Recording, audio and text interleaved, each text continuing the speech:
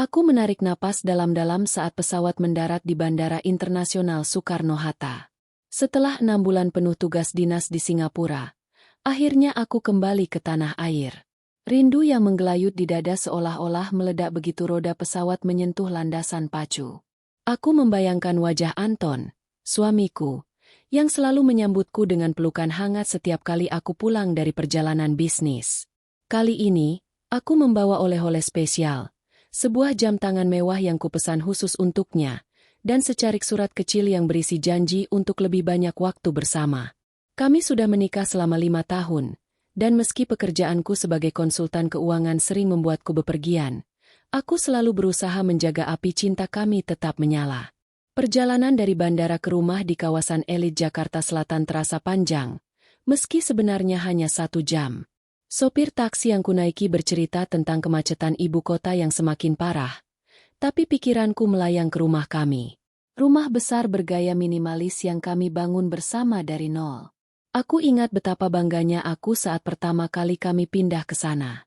Itu bukan sekadar rumah, itu simbol perjuangan kami. Anton, dengan bisnis keluarganya yang bergerak di bidang properti, dan aku yang membantu mengelola keuangan perusahaan itu. Ya, perusahaan milik keluarga Anton, PT Properti Maju, yang kini berkembang pesat berkat strategi keuangan yang kususun. Aku bukan hanya istri, aku adalah mitra bisnis yang tak tergantikan. Saat taksi berhenti di depan gerbang rumah, hatiku berdegup kencang. Aku membayar sopir dan menarik koperku yang berat, penuh dengan pakaian dan dokumen kerja. Langit sore mulai gelap, tapi lampu-lampu taman rumah sudah menyala, memberikan nuansa hangat. Aku berjalan menuju pintu depan. Kunci rumah sudah kugenggam erat. Anton pasti sudah menunggu, gumamku dalam hati. Aku membayangkan dia memasak makan malam favoritku. Nasi goreng spesial dengan telur mata sapi, seperti biasa. Tapi saat aku hendak memasukkan kunci ke gembok pintu, sesuatu terasa aneh. Pintu sedikit terbuka, dan dari dalam terdengar suara langkah kaki yang tergesa. Aku mendorong pintu pelan, tapi sebelum aku bisa melangkah masuk, Anton muncul di ambang pintu. Wajahnya yang biasanya cerah kini dingin seperti es. Matanya memandangku tanpa ekspresi, seolah-olah aku adalah orang asing yang tak diundang. Anton, kenapa kamu seperti itu? Aku pulang, sayang, kataku sambil tersenyum, mencoba memeluknya. Tapi dia mundur selangkah, menghalangi pintu dengan tubuhnya yang tegap. Rumah ini sekarang milikku. Cepat pergi dan urus perceraian, katanya dengan suara datar, tanpa nada marah atau sedih. Kata-kata itu seperti pisau yang menusuk dada. Aku terpaku, tak percaya dengan apa yang kudengar. Perceraian? Dari mana datangnya ini? Kami baik-baik saja saat aku berangkat 6 bulan lalu. Kami masih saling telepon setiap malam, meski kadang singkat karena kesibukanku. Apa maksudmu? Ini lelucon, kan? Anton, biarkan aku masuk dulu. Aku capek, balasku. Suaraku mulai gemetar, tapi dia tak bergeming. Malah, dari belakangnya, muncul sosok mertuaku, ibu dan bapak Anton. Ibu Anton, yang biasanya ramah dan suka memasak untukku, kini memegang sebuah koper hitam besar. Wajahnya penuh kebencian. Mata merah seperti habis menangis. Atau mungkin marah. Ini barang-barangmu. Kami sudah kemas. Pergi sekarang juga. Seru Ibu Anton sambil melempar koper itu keluar pintu. Koper itu jatuh dengan bunyi keras di teras. Zipernya terbuka sedikit, memperlihatkan baju-bajuku yang dilipat asal-asalan. Aku mundur selangkah, hampir tersandung koperku sendiri. Bunda? Ayah? Apa yang terjadi? Kenapa seperti ini? Tanyaku, air mata mulai menggenang. Bapak Anton, yang selama ini selalu mendukungku dalam bisnis, hanya berdiri diam di belakang, tangannya mengepal. Dia tak berkata apa-apa, tapi tatapannya penuh penolakan. Kamu sudah tak diperlukan lagi di sini. Pergi. Tambah Anton, suaranya lebih keras sekarang. Dia mendorong pintu hingga hampir menutup, tapi aku menahannya dengan tangan. Tunggu. Jelaskan dulu. Apa salahku? Kami kan bahagia. Perusahaan kita berkembang karena aku. Aku yang mengatur keuangan. Aku yang dapatkan investor dari Singapura. Kenapa tiba-tiba begini? Aku mencoba mencari jawaban di mata mereka, tapi tak ada. Hanya dingin dan kejam. Ibu Anton menyeringai sinis. Bahagia? Kamu pikir kami butuh kamu selamanya? Sekarang perusahaan sudah besar. Kami bisa urus sendiri. Kamu hanya parasit yang numpang nama keluarga kami. Cepat pergi sebelum kami panggil satpam. Kata-kata itu seperti tamparan. Parasit? Aku yang selama ini bekerja keras. Sering lembur hingga larut malam untuk memastikan laporan keuangan perusahaan tepat waktu. Aku yang menyelamatkan perusahaan dari kebangkrutan 2 tahun lalu dengan strategi restrukturisasi hutang. Tanpa aku, PT Properti Maju mungkin masih perusahaan kecil yang bergantung pada pinjaman bank. Tapi sekarang, mereka memperlakukanku seperti sampah. Aku mundur. Tanganku gemetar saat mengambil koper yang dilempar itu. Air mata mengalir deras. Tapi aku tak ingin mereka melihatku lemah. Baiklah, kalau begitu, aku pergi. Tapi ingat, ini belum selesai. Kataku dengan suara tegas, meski hati hancur. Anton menutup pintu dengan keras. Bunyi gema itu seperti akhir dari segalanya. Aku berdiri di teras. Angin malam menyapu wajah basahku. Tetangga mulai melirik dari rumah sebelah. Tapi aku tak peduli. Aku tarik koperku dan berjalan menuju gerbang. Memanggil taksi online lewat ponsel. Saat menunggu, pikiranku berputar-putar. Apa yang salah? Apakah ada orang ketiga? Atau ini murni karena bisnis? Aku ingat petunjuk kecil selama dinas. Telepon Anton yang semakin jarang. Pesan singkat yang dingin. Tapi aku pikir itu karena kesibukannya. Taksi datang, dan aku naik dengan cepat. Ke hotel terdekat. Kataku pada sopir. Saat mobil melaju meninggalkan rumah yang kucinta, aku melihat ke belakang. Lampu rumah masih menyala. Tapi bagiku, itu sudah gelap selamanya. Di kamar hotel sederhana yang kunaiki, aku duduk di tepi tempat tidur, membuka koper yang dilempar mertua. Di dalamnya, baju-bajuku tercampur dengan foto pernikahan kami yang robek-robek. Hati ini seperti diiris. Tapi di balik rasa sakit, ada api yang mulai menyala. Aku bukan wanita lemah. Aku adalah Nadia, yang bangkit dari keluarga sederhana menjadi konsultan sukses. Mereka tak tahu siapa yang mereka hadapi. Malam itu, aku tak bisa tidur. Aku hubungi Lina, sahabatku sejak kuliah. Lina, aku butuh bantuan. Suamiku, mereka usir aku. Suaraku pecah di telepon. Apa? Tenang, Nat. Aku datang sekarang. Ceritakan semuanya. Jawab Lina. Suaranya penuh kekhawatiran. Saat menunggu Lina, aku mulai merenung. Pernikahan kami dimulai manis. Anton, anak tunggal dari keluarga pengusaha properti, bertemu aku di sebuah seminar bisnis. Dia terpesona dengan kecerdasanku. Katanya, kami menikah setelah setahun pacaran, dan aku bergabung dengan perusahaan keluarganya. Aku yang mengubahnya dari perusahaan kecil menjadi pemain besar di Jakarta. Tapi sekarang, ini balasannya. Lina datang dengan cepat, membawa makanan dan minuman. Kami bicara hingga larut. Mereka pasti ada apa-apa. Nat, jangan menyerah. Kamu punya hak atas aset itu. Ingat, banyak saham atas namamu. Kata-kata Lina membuka mataku. Ya, aku punya bukti. Dokumen-dokumen penting yang kusimpan di cloud storage. Ini bukan akhir. Ini awal dari sesuatu yang lebih besar. Pagi menyingsing, dan aku bangun dengan tekad baru. Tapi untuk sekarang, rasa sakit masih mendominasi. Aku mandi air dingin, mencoba membersihkan luka hati. Di cermin, aku lihat wajahku yang lelah, tapi mata ini penuh api. Mereka akan menyesal. Pagi di kamar hotel terasa seperti mimpi buruk yang tak kunjung usai. Cahaya matahari menyusup melalui tirai tipis, tapi hatiku tetap gelap. Aku terbangun dengan mata bengkak, bekas tangis semalaman. Koper yang dilempar mertua masih tergeletak di sudut kamar. Isinya berantakan seperti hidupku sekarang. Aku bangkit pelan, berjalan ke kamar mandi, dan membiarkan air dingin mengguyur wajahku. Di cermin, aku melihat bayangan wanita yang dulu percaya diri, Nadia, konsultan keuangan yang disegani. Kini, hanya sisa-sisa kelelahan dan pengkhianatan. Lina sudah menunggu di lobi saat aku turun untuk sarapan. Sahabatku sejak masa kuliah ini selalu jadi penyelamatku. Rambut pendeknya yang acak-acakan dan senyum hangatnya langsung membuatku sedikit tenang. Nat, kamu kelihatan hancur. Ayo makan dulu, cerita pelan-pelan. Katanya sambil memelukku erat. Kami duduk di sudut kafe hotel, memesan kopi hitam dan roti bakar. Aku mulai bercerita dari awal. Pendaratan pesawat, kegembiraan pulang, dan hantaman kata-kata Anton yang seperti palu godam. Aku nggak ngerti, Lin.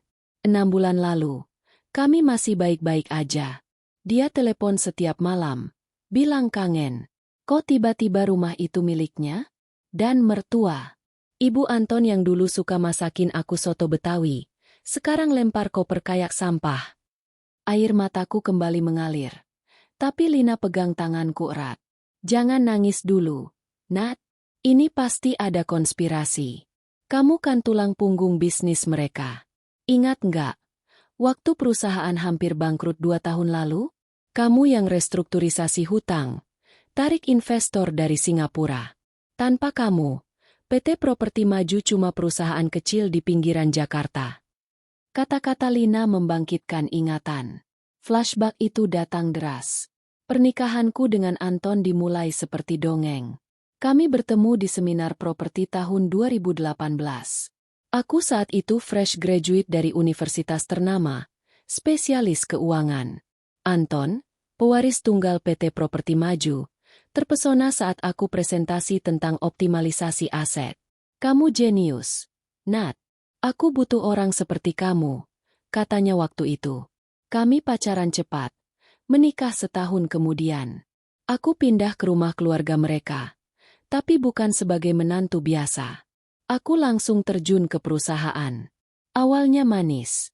Mertua, ibu dan bapak Anton, menyambutku hangat. Kamu bagian keluarga sekarang, Nak, kata bapak Anton. Tapi seiring waktu, aku lihat celahnya. Perusahaan sedang goyah, hutang menumpuk, proyek mangkrak.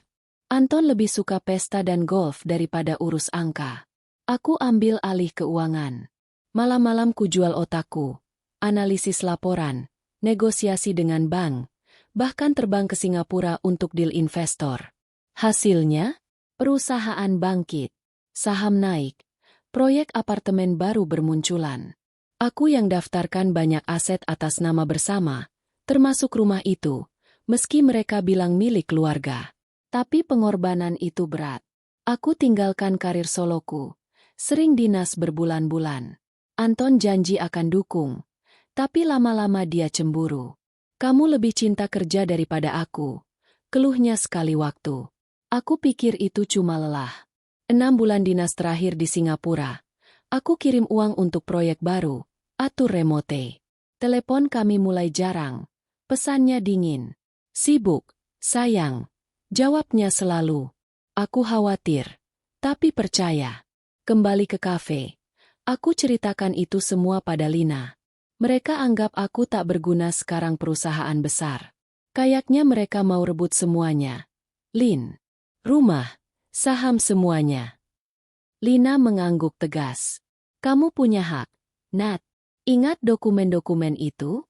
Kamu pernah bilang simpan salinan kontrak saham di cloud. Dan ada klausul perjanjian pranikah yang lindungi kontribusimu. Kita harus selidiki dulu. Aku kenal pengacara bagus, tapi sebelum itu, cek ponselmu. Mungkin ada petunjuk. Aku buka ponsel. Pesan dari Anton terakhir 6 minggu lalu. Jangan telepon malam ini, ada meeting. Meeting? Jam 11 malam? Curiga mulai menggelitik. Aku scroll galeri. Lihat foto kami yang dulu bahagia. Tapi tiba-tiba, notifikasi email masuk dari bank. Transfer besar ke rekening Anton selama aku dinas.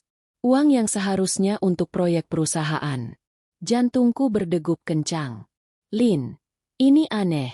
Duit investor yang aku tarik, kok dialihkan? Dan lihat ini. Aku tunjukkan foto dari media sosial Anton yang tak sengaja terlihat di story teman. Dia berpesta dengan wanita muda, tangan melingkar mesra. Siapa itu? Lina menyipitkan mata. Itu pasti selingkuhannya. Aku duga dari awal. Mertua pasti dukung. Biar Anton kawin lagi dengan yang lebih cocok, keluarga. Kamu terlalu mandiri buat mereka. Kemarahan mulai menggantikan kesedihan. Aku bukan korban lemah. Aku ingat masa kecilku di kampung. Ayah meninggal dini. Ibu jualan kue untuk kuliahku. Aku bangkit dengan beasiswa dan kerja keras. Tak akan kubiarkan mereka hancurkan itu. Baik, Lin. Aku nggak akan diam. Sewa pengacara. Selidiki perselingkuhan. Tapi jangan kasih tahu siapa-siapa dulu. Aku mau kumpul bukti. Lina tersenyum bangga. Itu Nat yang aku kenal. Aku bantu. Malam ini, kita pindah ke apartemenku. Hotel terlalu sepi. Sepanjang hari, aku tak bisa lepas dari telepon. Coba hubungi Anton. Langsung ditolak. Mertua? Nomor diblokir. Aku email ke kantor perusahaan. Tanya status proyek. Balasan dingin dari sekretaris. Anda sudah tidak terafiliasi. Sudah? Tanpa surat resmi? Sore harinya, kami pindah ke apartemen Lina di kawasan Kuningan. Ruangannya nyaman. Penuh buku dan tanaman. Lina masak mie instan spesial. Kami nonton film sambil rencanakan langkah. Besok, kita ke pengacara. Dan Nat, jangan lupa, kamu punya akses ke server perusahaan. Password lama masih work. Aku ingat. Selama dinas, aku setup backup rahasia. Malam itu, aku login diam-diam. Laporan keuangan mengejutkan. Transaksi mencurigakan. Saham dipindah ke nama Anton dan mertua. Bukti penggelapan. Api balas dendam menyala terang. Tapi di balik itu, luka masih perih. Aku peluk foto pernikahan yang selamat dari koper. Kenapa? Anton? Aku kasih segalanya. Tangis kembali. Tapi kali ini dicampur tekad. 2 hari lagi, dunia mereka akan berubah. Aku akan bangkit. Lebih kuat. Malam di apartemen Lina terasa seperti markas perang darurat. Kami duduk di meja makan kecil, dikelilingi laptop, secangkir kopi dingin, dan tumpukan printout dokumen yang kucetak dari server perusahaan. Layar laptop menyala terang, menampilkan laporan keuangan PT Properti Maju yang kuhak aksesnya secara diam-diam. Jantungku berdegup kencang setiap kali scroll ke transaksi mencurigakan. Lina, dengan mata tajamnya, menandai setiap entry merah. Nat, lihat ini, katanya sambil menunjuk layar. Transfer 50 miliar rupiah ke rekening offshore selama kamu di Singapura. Ditandatangani Anton, tapi approval dari bapaknya. Ini penggelapan, jelas. Aku mengangguk pelan, tapi pikiranku masih kalut. Penggelapan itu satu hal, tapi hati ini sakit karena pengkhianatan pribadi. Lin, aku butuh tahu yang sebenarnya. Bukan cuma uang. Sewa pengacara dan detektif swasta sekarang juga. Aku nggak mau tebak-tebakan. Lina langsung beraksi. Dia hubungi kontaknya. Seorang pengacara korporat bernama Pak Budi yang dikenal gigih di kasus bisnis. Budi, ini Lina. Klienku diusir suaminya. Tapi dia pemilik saham mayoritas. Butuh konsultasi darurat. Tak lama, Pak Budi janji datang pagi besok. Untuk detektif, Lina rekomendasikan Riko, mantan polisi yang spesialis selidik perselingkuhan elit. Dia mahal, tapi hasilnya akurat. Bayar pakai kartu kreditmu dulu, Nat. Pagi harinya, Pak Budi tiba di apartemen dengan tas kerja penuh dokumen. Pria parubaya berjas rapi ini langsung duduk, mendengar ceritaku dari awal. Nyonya Nadia, dari apa yang Anda ceritakan, ini kasus penggabungan hak pernikahan dan korporasi. Perjanjian pranikah Anda lindungi kontribusi pribadi. Rumah itu, beli pakai dana perusahaan yang Anda kelola, kan? Itu bisa diklaim. Aku tunjukkan salinan kontrak saham. Ini, Pak, 60% saham atas nama saya karena aku yang tarik investor. Mereka cuma pewaris nama. Pak Budi menyeringai. Bagus. Kita ajukan gugatan pembekuan aset besok. Tapi butuh bukti perselingkuhan untuk tuntutan cerai cepat dan hak asuh aset. Sewa detektif dulu. Riko datang siang itu. Pria kekar dengan tato samar di lengan. Bu Nadia, ceritakan detail suami Anda. Kebiasaan, teman, media sosial. Aku kasih semua. Nomor Anton, akun IG-nya yang privat, dan foto wanita misterius dari story teman. Riko angguk. 2 hari. Saya kasih laporan lengkap, termasuk rekaman jika ada. Sementara menunggu, aku dan Lina gali lebih dalam. Aku login lagi ke server perusahaan, unduh email internal. 1 email dari Ibu Anton ke Anton. Cepat urus perceraian sebelum dia pulang. Kita sudah pindah saham ke anak muda itu. Dia yang bawa investor baru. Anak muda? Jantungku berhenti. Lampiran email. Foto wanita berambut panjang, tersenyum di samping Anton di pesta. Caption, calon direktur keuangan baru, Rina. Rina? Siapa dia?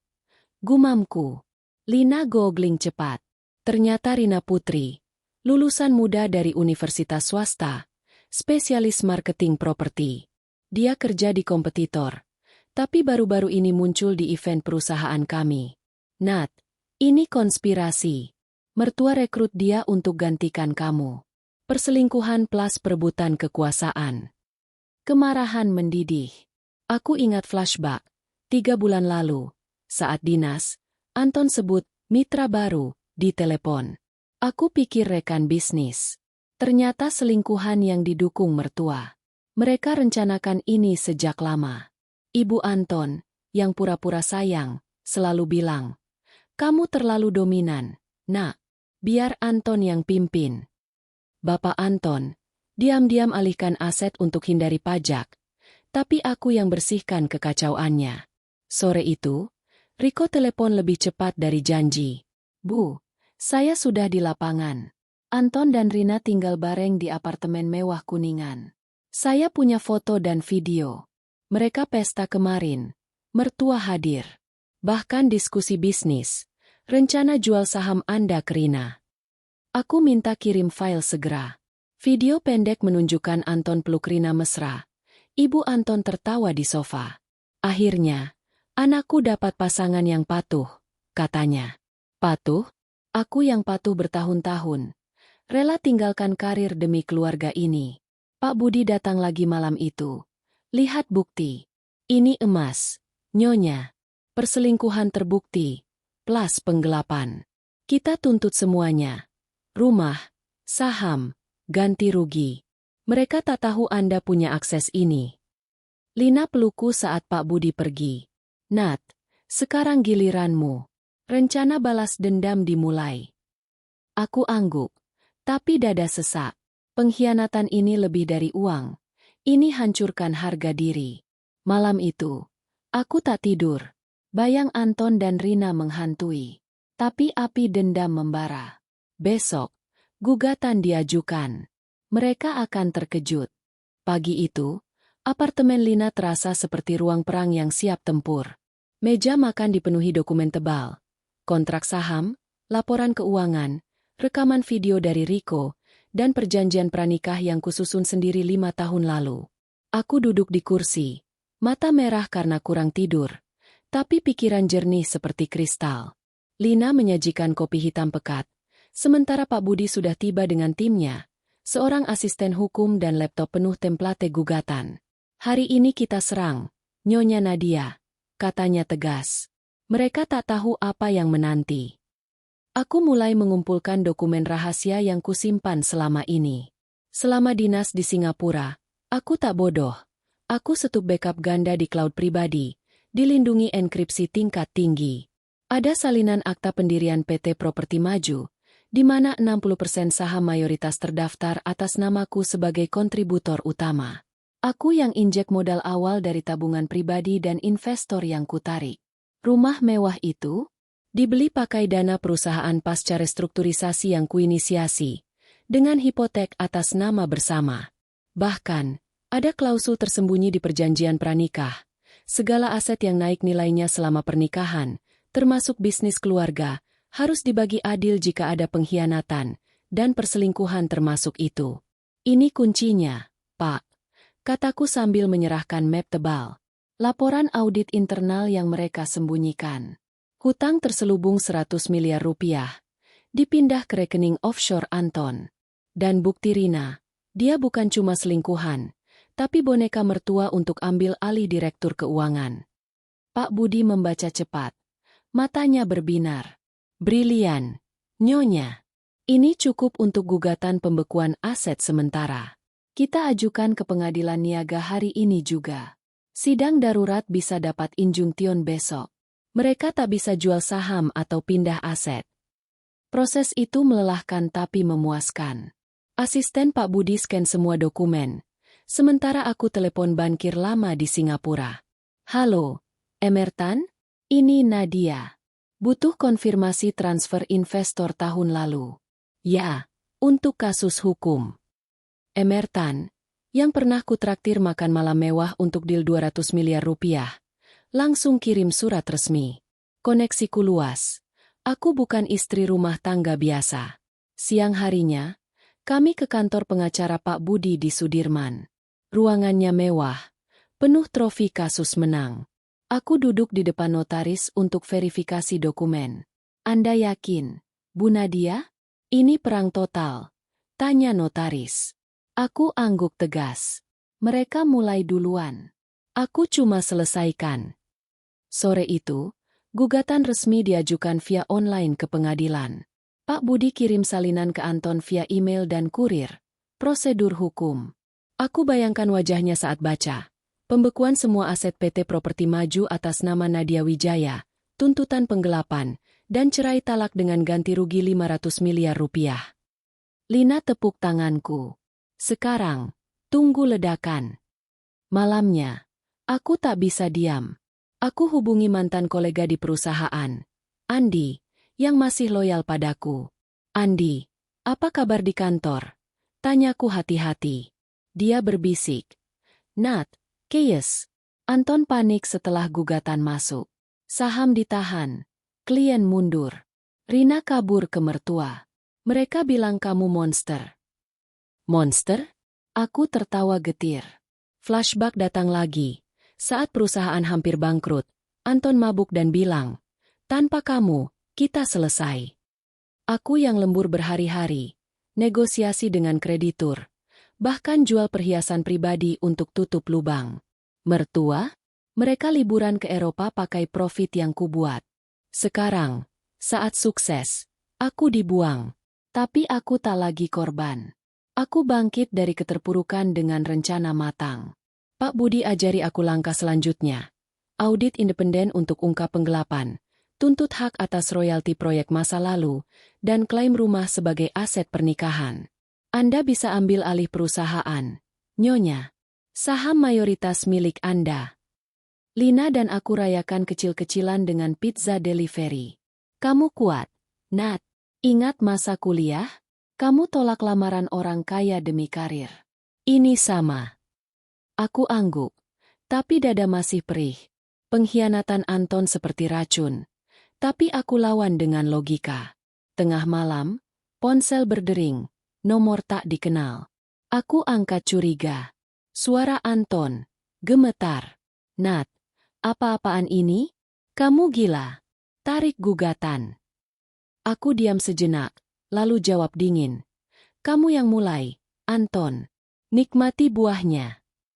Aku tutup telepon, blokir nomor. Hatinya pasti hancur. Tapi bukan empati yang kurasa, kepuasan. Pagi berikutnya, berita muncul di media bisnis. PT Properti Maju digugat mantan direktur, aset dibekukan. Mereka sebutku, mantan istri. Tapi tak tahu aku pemilik sebenarnya. Aku tersenyum di cermin. Transisi selesai. Dari istri terbuang jadi pembalas. Perang baru dimulai, dan aku pegang kendali. Hari sidang darurat tiba seperti badai yang kutunggu. Pengadilan Niaga Jakarta Pusat ramai dengan pengacara berjas hitam dan wartawan yang mengendus berita panas. Aku melangkah masuk dengan gaun formal abu-abu, rambut diikat rapi, dan map dokumen di tangan. Penampilan Nadia yang dulu, tapi kini dengan mata penuh dendam.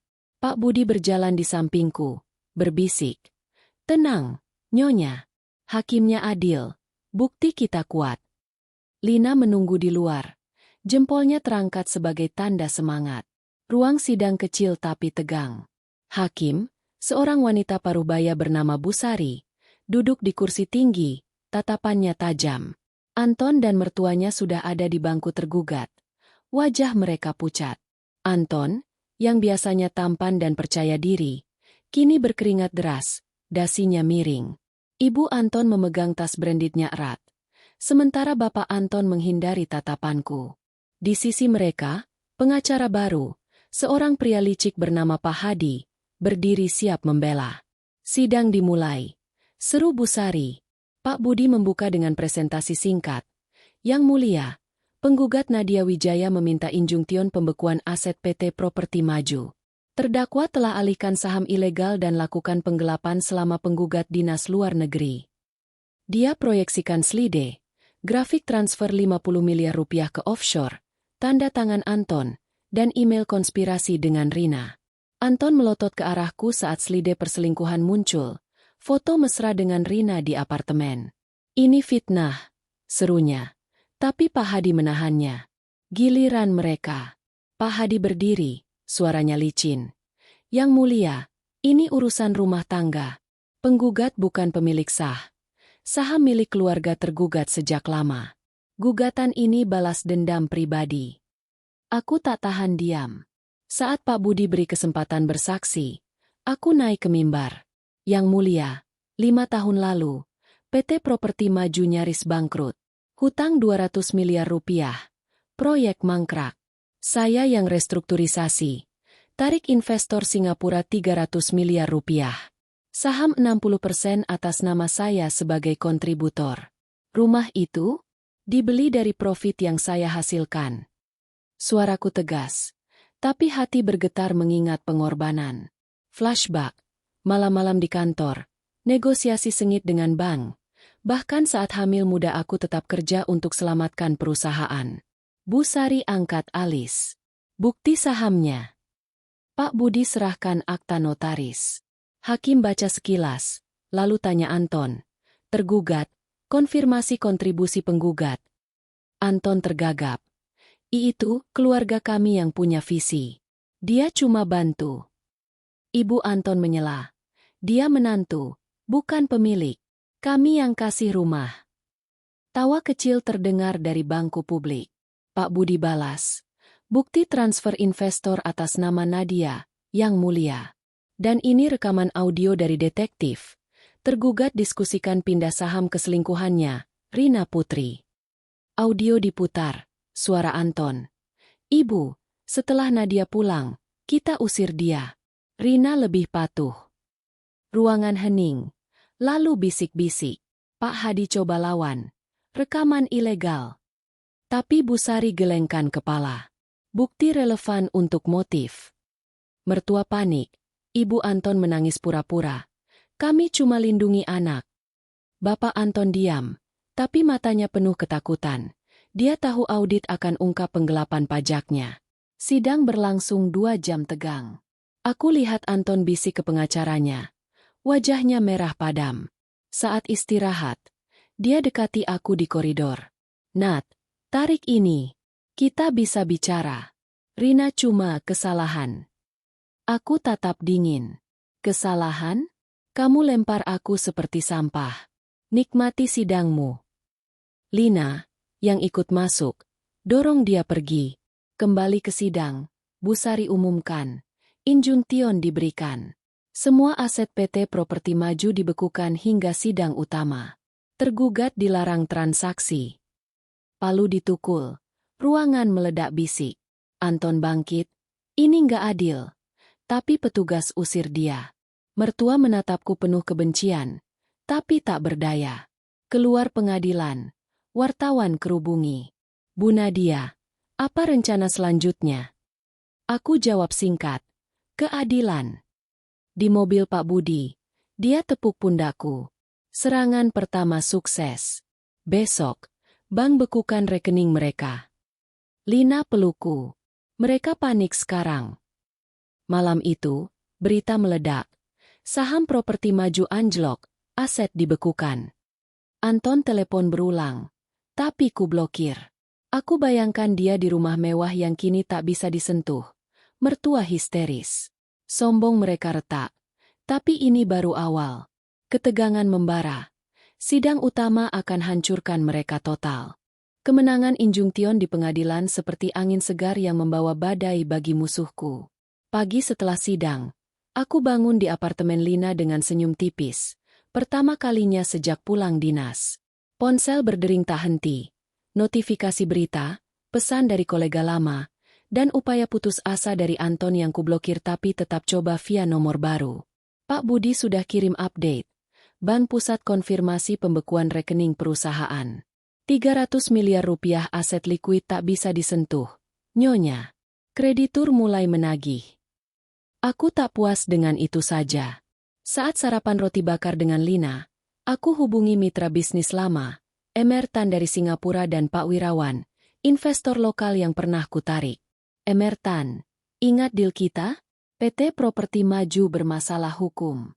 Saran saya, tarik dana sementara. Emertan, yang percaya padaku sejak restrukturisasi, setuju. Nadia, kamu selalu benar.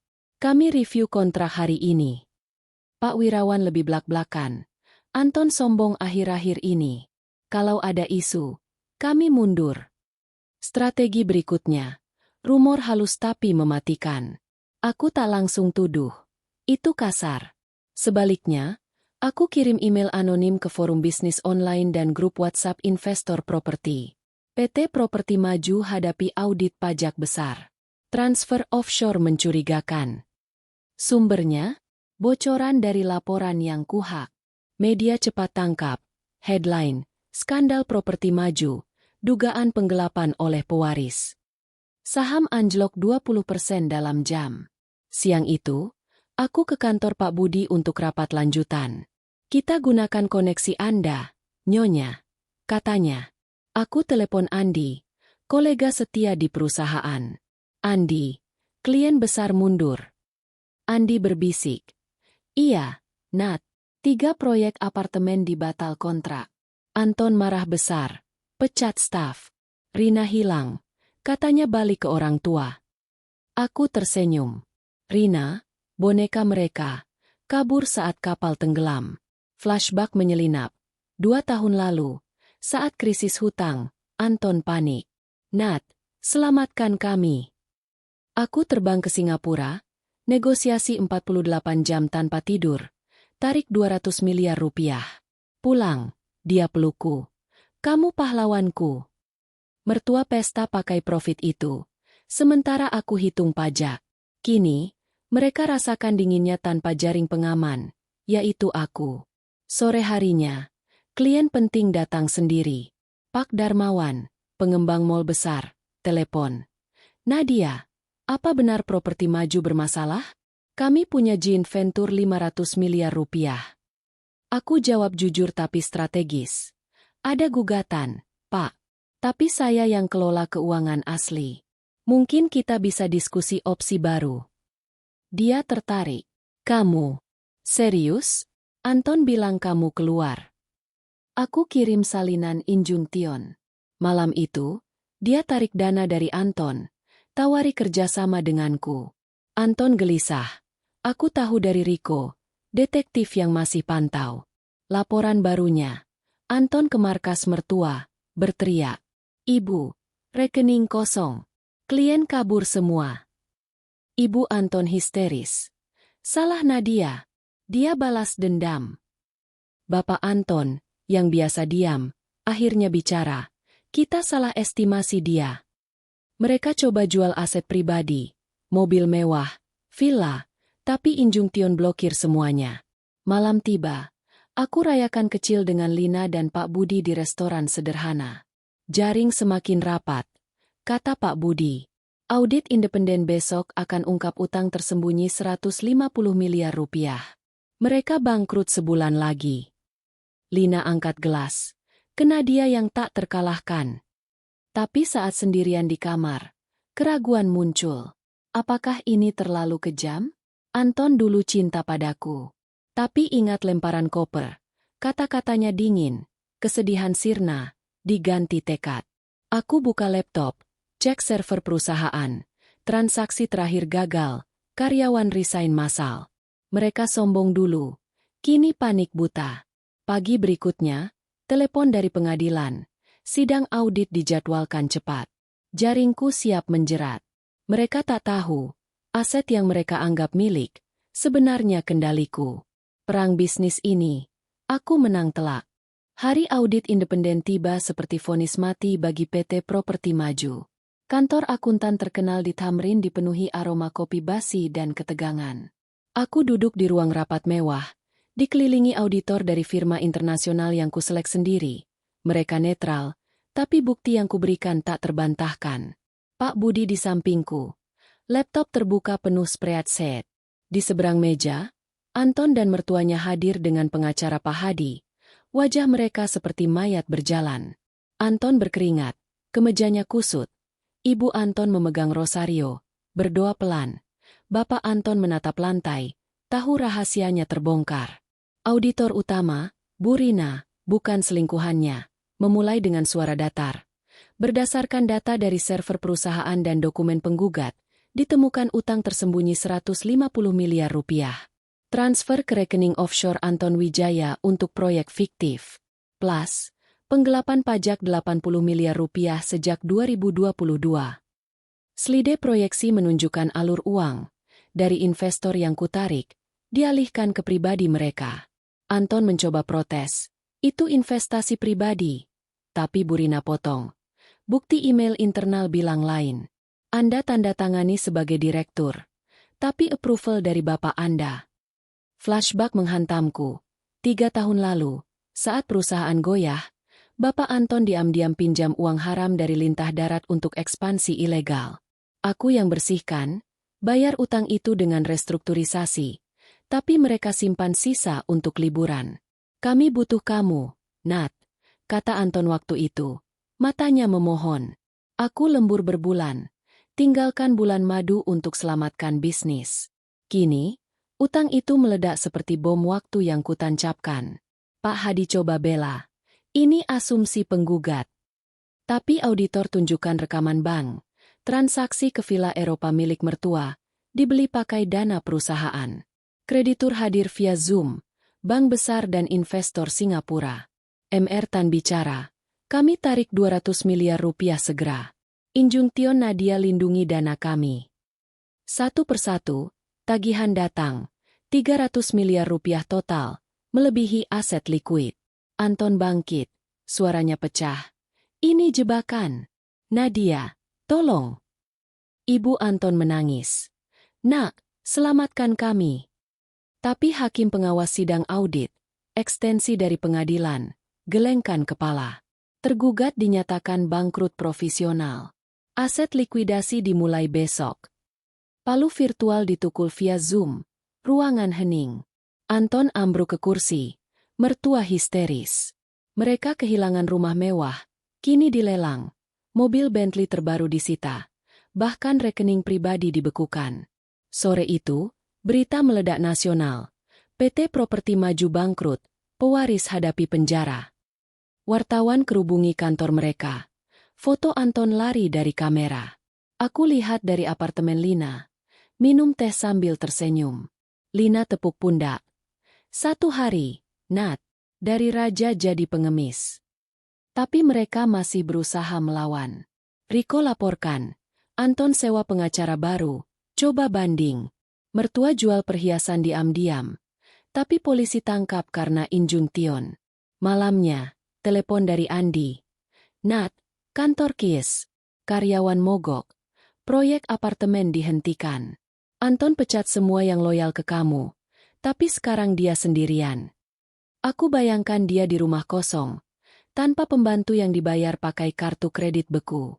Mertua pindah ke hotel murah. Ibu Anton keluh. Semua salah Nadia.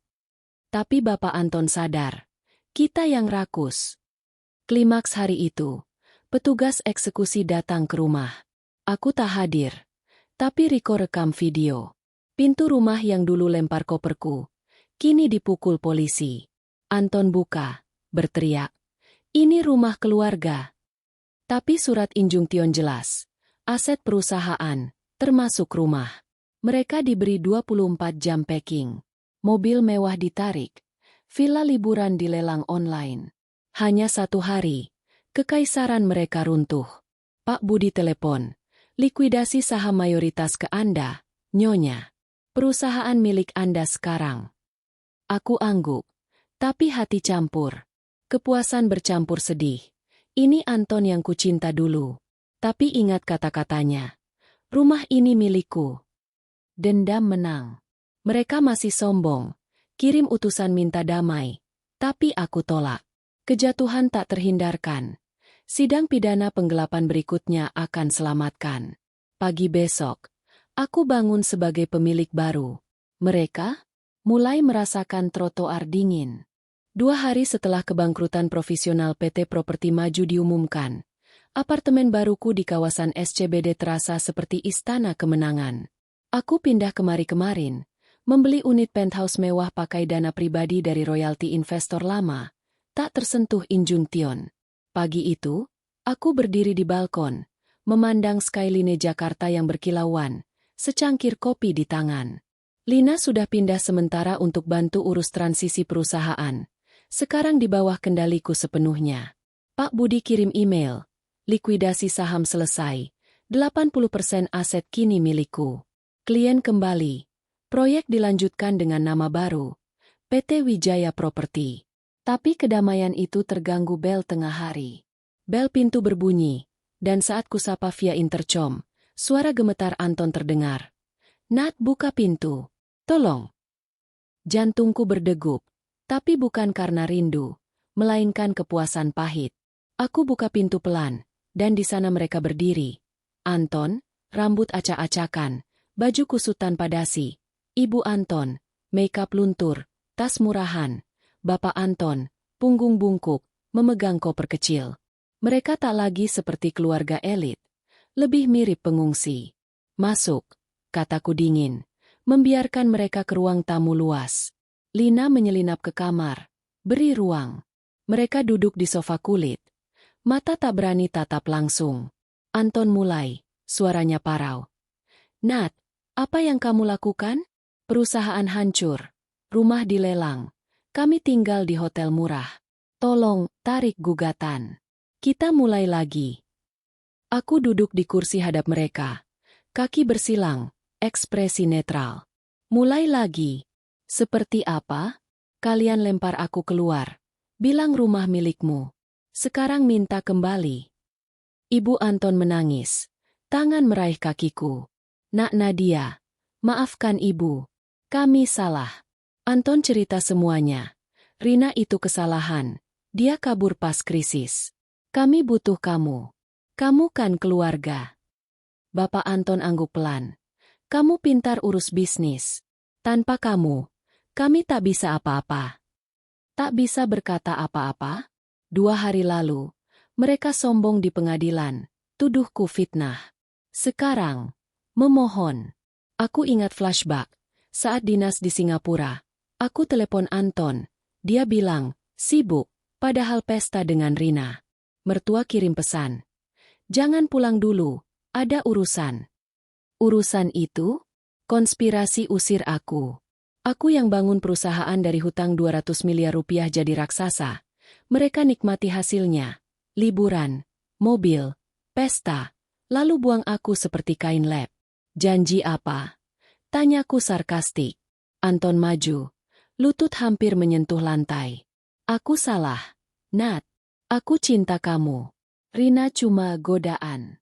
Mertua saranin pisah biar perusahaan aman. Tapi sekarang, kami janji kasih semuanya.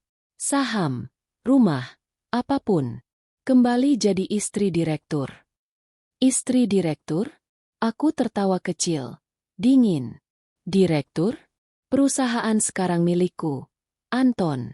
Aku yang selamatkan dari kreditur kemarin. Klien Singapura telepon pagi ini. Tawari proyek baru 1 triliun rupiah. Kalian? Hanya utang dan skandal. Mereka terdiam. Wajah pucat. Ibu Anton merengek. Tapi kamu baik hati, nak. Kasihani kami. Ayahmu sakit jantung. Bapak Anton angguk lemah. Aku tahu bohong. Laporan medis palsu dari Riko. Baik hati. Kalian lempar koper bajuku ke teras. Bilang aku parasit. Sekarang, saat kalian tak punya apa-apa, aku yang monster. Anton menangis. Pertama kalinya kulihat. Nat, tolong. Kami tak bisa bayar hotel besok. Bangsita semuanya. Permohonan itu terlambat. Seperti hujan setelah kekeringan merenggut segalanya. Aku berdiri. Panggil satpam gedung via tombol. Pergi. Gugatan pidana penggelapan lanjut minggu depan. Kalian hadapi penjara jika tak bayar denda. Mereka bangkit pelan. Mata penuh keputusasaan. Ibu Anton bisik. Kamu kejam. Aku balas. Kejam? Ini keadilan. Satpam usir mereka ke lift.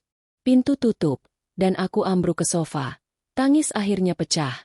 Bukan untuk mereka, tapi untuk pernikahan yang mati. Lina keluar. Pelukku. Kamu kuat, Nat. Pembalikan peran selesai. Ya, sekarang aku yang berkuasa. Mereka rasakan dingin pengusiran. Tapi ini belum akhir. Pengusiran total menanti. Pagi setelah permohonan memalukan Anton dan mertuanya, aku bangun dengan tekad baja. Penthouse SCBD terasa seperti benteng tak tertembus. Penuh dokumen likuidasi dan telepon dari investor yang antre kerjasama. Pak Budi datang pagi-pagi dengan surat eksekusi akhir dari pengadilan. Hak penuh atas rumah mewah keluarga, villa liburan, dan sisa aset pribadi yang tersisa setelah kebangkrutan. Hari ini kita usir mereka dari rumah itu. Nyonya. Legal, dengan polisi sebagai saksi, katanya sambil serahkan dokumen. Aku angguk. Hati tak lagi goyah. Ini pengusiran balik. Rasa sakit yang mereka timpakan padaku 2 minggu lalu. Aku pilih hadir sendiri, bukan untuk menyiksa, tapi untuk tutup babak ini. Tim Pak Budi koordinasi dengan polisi, 2 unit mobil patroli, petugas eksekutor, dan notaris untuk verifikasi. Lina ikut, membawa kamera untuk dokumentasi jika diperlukan banding. Kamu yakin, Nat? Ini bakal emosional. Tanyanya di mobil menuju Jakarta Selatan. Aku tatap jalan, ingat teras rumah itu. Koper bajuku tergeletak, pintu ditutup kasar. Mereka mulai. Aku selesaikan. Tak ada belas kasihan. Rumah mewah itu masih berdiri megah. Tapi kini dikelilingi truk pindahan dan pita polisi. Tetangga melongo dari pagar. Gosip menyebar seperti api. Polisi ketuk pintu keras. Eksekusi pengadilan. Keluar semua. Tak ada jawaban awal. Tapi akhirnya Anton buka. Wajahnya pucat pasi, mata merah bengkak. Di belakangnya, mertua duduk di lantai ruang tamu, dikelilingi barang berharga yang tak lagi berguna. Lukisan mahal, kristal, tapi rekening kosong. Anton Wijaya, ibu dan bapaknya. Kalian diberi perintah keluar dalam 30 menit. Rumah ini sekarang milik Nadia Wijaya. Seru petugas eksekutor. Bacakan surat resmi. Anton melotot padaku, yang berdiri di teras dengan polisi. Nat, ini rumah keluarga. Kamu nggak bisa. Teriaknya. Suara pecah. Ibu Anton bangkit. Tangan gemetar tunjuk aku. Setan, kamu hancurkan kami. Bapak Anton hanya duduk lemas. Batuk pelan. Mungkin benar sakit. Tapi bukan urusanku lagi. Pak Budi maju. Tunjukkan dokumen. Akta rumah atas nama PT Properti Maju. Saham mayoritas Nadia. Injunction konversi jadi hak mutlak. Kalian punya 30 menit packing barang pribadi. Sisanya dilelang untuk bayar utang. Polisi awasi ketat. Cegah keributan. Anton coba dorong petugas. Tapi digebuk pentungan peringatan. Ini ilegal. Jeritnya. Notaris verifikasi. Legal, Pak. Gugatan menang telak. Aku masuk pelan. Langkahku mantap di lantai marmer yang dulu kujaga bersih. Ruang tamu penuh kenangan pahit. Foto pernikahan robek di koperku. Sofa tempat mertua pura-pura sayang. Flashback datang deras. Malam pertama pindah. Anton peluk aku. Rumah kita selamanya. Aku yang bayar cicilan dari profit perusahaan. Desain interior dari tabungan pribadi. Mereka nikmati. Lalu usir aku. Kini, giliran mereka rasakan dingin trotoar. Ibu Anton merangkak mendekat. Pegang kakiku. Nak, kasihani. Kami tak punya kemana-mana. Hotel kemarin kami usir karena tak bayar. Air matanya deras, tapi aku ingat lemparan kopernya. Pergi, parasit. Aku lepas tangannya dingin. Kalian punya 2 koper, seperti yang kalian beri aku. Itu cukup. Anton menangis, lutut di lantai. Nat, aku salah. Jangan lakukan ini. Kita punya anak nanti. Bohong, kami tak pernah punya anak, dan dia tahu. Petugas mulai angkut barang, TV dilelang, furnitur disita. Mereka packing tergesa, baju, foto keluarga, sedikit perhiasan sisa. Polisi eskors mereka keluar. Anton teriak histeris. Kamu monster. Aku tatap diam. Monster? Ini cermin kalian. Di teras yang sama, koper mereka dilempar ke trotoar. Balas dendam simbolis. Truk pindahan tutup pintu. Polisi sil rumah. Aku pegang kunci baru. Masuk sendirian. Bau rumah kosong. Tapi milikku sekarang. Lina pelukku di luar. Selesai, Nat. Tapi emosi meledak. Tangis campur tawa. Mereka usir.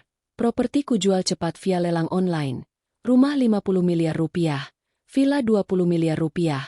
Total bayar utang dan sisanya untungku. Sidang pidana penggelapan jadwal minggu depan. Penjara menanti jika tak bayar denda 500 miliar rupiah. Malam itu, aku tidur di hotel. Biarkan Lina urus. Hati lega. Tapi luka sembuh pelan. Pengusiran akhir. Mereka tanpa apa-apa. Aku bangkit lebih tinggi. 6 bulan setelah pengusiran akhir, hidupku berubah total menjadi kisah sukses yang tak terbayangkan. PT Wijaya Property, yang kubangun dari reruntuhan PT Properti Maju, kini jadi raksasa baru di industri. Kantor pusat di Sudirman megah, penuh karyawan muda berbakat yang kurekrut, termasuk Andi, kolega setia yang kini jadi direktur operasional. Proyek apartemen mewah di BSD dan mall di Bali berjalan lancar. Investor Singapura seperti Emertan antre kerjasama. Aku duduk di ruang CEO, memandang laporan keuangan. Profit 2 triliun rupiah tahun ini, saham melonjak di bursa. Lina jadi mitra eksekutif. Sahabat sekaligus penasihat. Kamu Phoenix, Nat, bangkit dari abu. Katanya suatu pagi saat kami sarapan di balkon penthouse. Kehidupan pribadiku juga mekar. Aku mulai kencan dengan Alex, konsultan internasional yang kutemui di konferensi properti Dubai. Dia hormati independensiku, tak seperti Anton. Tak ada lagi dinas sendirian. Aku pilih partner yang setara. Malam-malam kini diisi yoga, buku self-help, dan charity. Aku donasikan 100 miliar rupiah untuk beasiswa wanita pengusaha, terinspirasi perjuanganku. Rumah mewah yang kurebut kini kujadikan base operasi.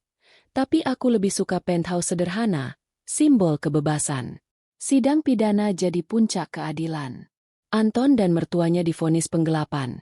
5 tahun penjara untuk Anton, 3 tahun bersyarat untuk bapak Anton karena usia. Ibu Anton lolos denda dengan pengakuan bersalah. Tapi aset nol. Mereka tak bayar 500 miliar rupiah. Kebangkrutan personal permanen. Pak Budi bilang, mereka coba banding, tapi bukti terlalu kuat. Aku tak hadir sidang akhir. Tak perlu. Berita TV tunjukkan Anton di borgol. Wajah kurus, mata kosong. Mertua menangis di pengadilan, tapi hakim bilang, pengkhianatan tak dimaafkan. Kini, mereka berakhir sebagai pengemis jalanan. Ironisnya di pinggir Tamrin dekat kantorku. Aku lihat mereka pertama kali secara tak sengaja, saat pulang meeting. Anton duduk di trotoar. Papan kardus bertulisan, butuh bantuan. Mangkuk kosong di depan. Rambutnya gondrong kotor. Baju compang-camping. Bekas jas mahalnya robek. Di samping, Ibu Anton jualan tisu. Wajah keriput penuh kerutan baru. Bapak Anton tidur di kardus, batuk kronis. Mereka memohon pada pejalan kaki, termasuk karyawanku yang berlalu. Tolong, Pak. Dulu kami punya segalanya. Rengek Anton pada seorang pengunjung mal. Aku berhenti sejenak di mobil. Jendela turun sedikit. Anton tatapku. Mata melebar kenali. Nat, tolong. Serunya. Merangkak mendekat. Tapi satpam gedung usir dia. Ibu Anton jerit. Kembalikan hidup kami. Aku tatap dingin. Lalu suruh sopir jalan. Bukan kebencian murni. Lebih kasihan. Tapi keadilan. Mereka rasakan apa yang kualami. Diusir, tak punya apa-apa, memohon belas kasihan. Refleksi datang malam itu, sendirian di balkon. Aku ingat awal, koper di teras, hati hancur. Pengkhianatan Anton karena rakus, mertua yang manipulatif. Aku kasih segalanya, waktu, otak, cinta, tapi mereka buang. Balas dendam manis, tapi mahal. Luka hati tak sembuh total. Tapi dari situ, aku belajar kekuatan mandiri. Tak ada yang tak tergantikan, gumamku. Kini, aku Nadia Wijaya, pengusaha wanita top, simbol perempuan yang bangkit. Lina gabung, angkat gelas wine. Akhir bahagia. Aku tersenyum. Bukan akhir, Lin. Bab baru. Di luar, Jakarta berkilau. Sementara mereka di trotoar gelap. Keadilan datang. Dan aku pilih ampuni diri sendiri. Hidup berlanjut. Lebih cerah.